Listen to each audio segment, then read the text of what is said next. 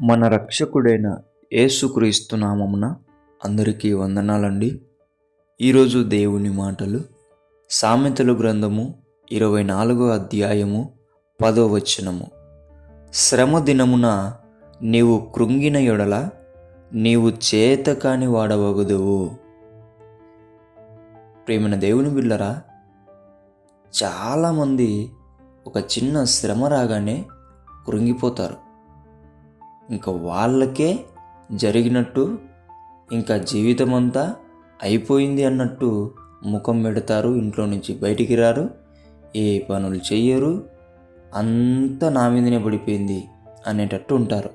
అందరి దృష్టిలో వీడేంద్ర దేనికే అని చెప్పి చేతకాని వాడిగా కనిపిస్తూ ఉంటారు.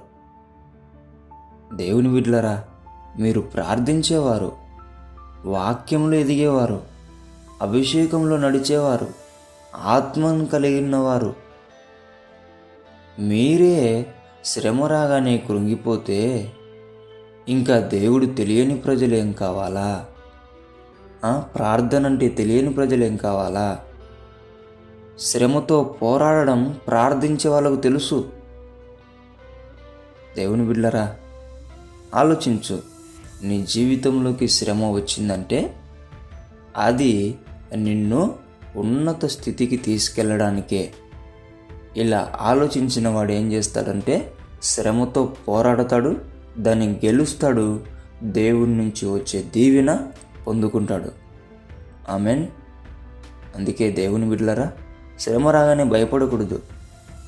ఎందుకు వచ్చింది అని మోకరించి ప్రార్థించి ఎలా గెలవాలి అని నువ్వు కనిపెట్టి దానితో పోరాడి శ్రమను గెలిచి అందరికీ నువ్వు చూపించాలి. ఏమని?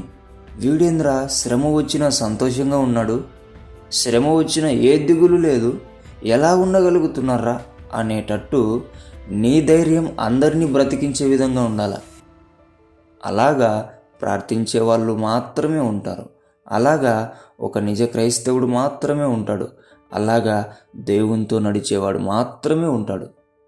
కాబట్టి దేవుని బిడ్డలారా, నీవు శ్రమ దినమున కృంగిపోకోకుండా శ్రమను ఎదిరించి గెలిచి దాని నుండి వచ్చే గొప్ప ఆశీర్వాదం దేవుని నుండి నువ్వు పొందుకోవాలని దేవుని బిడ్డ మనవి చేసుకుంటున్నా. దేవుడి మాటలను దీవించునుగాక. ఆమెన్. ప్రార్థించుకుందాం. దేవా, మీకు వందనాలు, స్తుతులు, స్తోత్రాలు. నీ బిడ్డలు ఎవరెవరునైనా శ్రమ దినమున కృంగిపోతున్నారో వారందరినీ ఒకసారి ముట్టండి. వారికి ధైర్యం దయచేయండి, బలం దయచేయండి. శ్రమతో పోరాడే జ్ఞానం, శ్రమతో పోరాడే బలం దయచేసి శ్రమలలో ఉండే ఆశీర్వాదాన్ని పొందుకునే బిడ్డలుగా నీవు వారిని ఆశీర్వదించమని యేసు నామములో అడుగుతున్నాం తండ్రి. ఆమెన్.